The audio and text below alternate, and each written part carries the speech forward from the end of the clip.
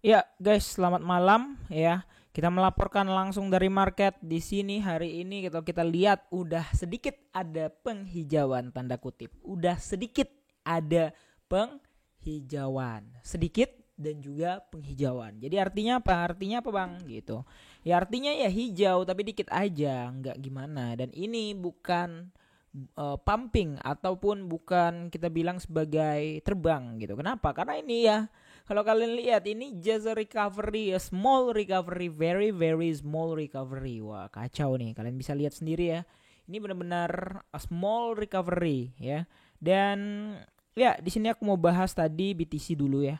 Nah, untuk BTC videonya nggak panjang-panjang ya guys ya, karena ya sesuai yang kalian tahu ya, di sini aku nggak terlalu banyak update terbaru karena ini plannya masih sama dengan video-video yang dari 2 hari lalu. Nah, mungkin besok baru aku buatin video yang agak sedikit ekstrim karena besok adalah CPI kayak gitu. Nah, jadi ini jujur ini akan membuat market itu agak sedikit ekstrim sepertinya ya. Nah, jadi ini akan berdampak pada pergerakan harga market ya. Nah, untuk yang 4 jam ya, karena aku selalu pakai 4 jam banget sebenarnya. Dan di sini ya candlenya still bullish dan aku masih berekspektasi dia akan naik ke area ini. Ya, sekali lagi ya aku berekspektasi. Jadi jangan nyalahin aku kalau misalnya nanti nggak sampai ke sana. Kenapa? Karena ini cuman planku aja ya. Karena ini cuman ekspektasiku aja, kita jemput dulu order blocknya.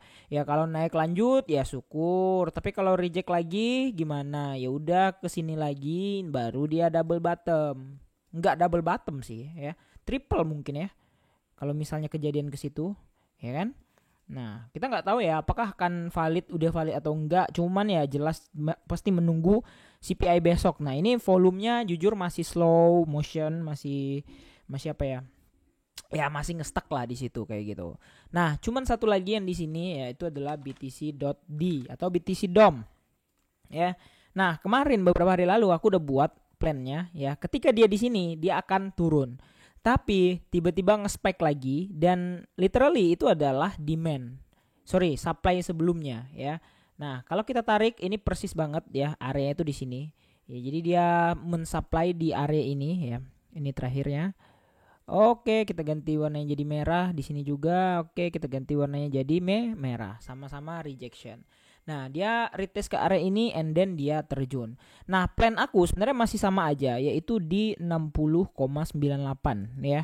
Nah, ini kan belum tersampai nih guys. Dan kalau misalkan kejadian, ini cukup oke lah. Kenapa? Karena ada potensi ini tuh nggak ada demand sebelumnya ya. Ini tuh jauh banget gitu. Nah, jadi kalau misalkan ya ini kan ada area nih ya RBS ya, resistance become support. Nah, kalau misalkan ada kejadian di area ini ya, ini would prefer kita akan mengalami gejolak yang sangat menyenangkan. Artinya apa? Artinya ya kita akan merasakan out season yang bukan out season sih.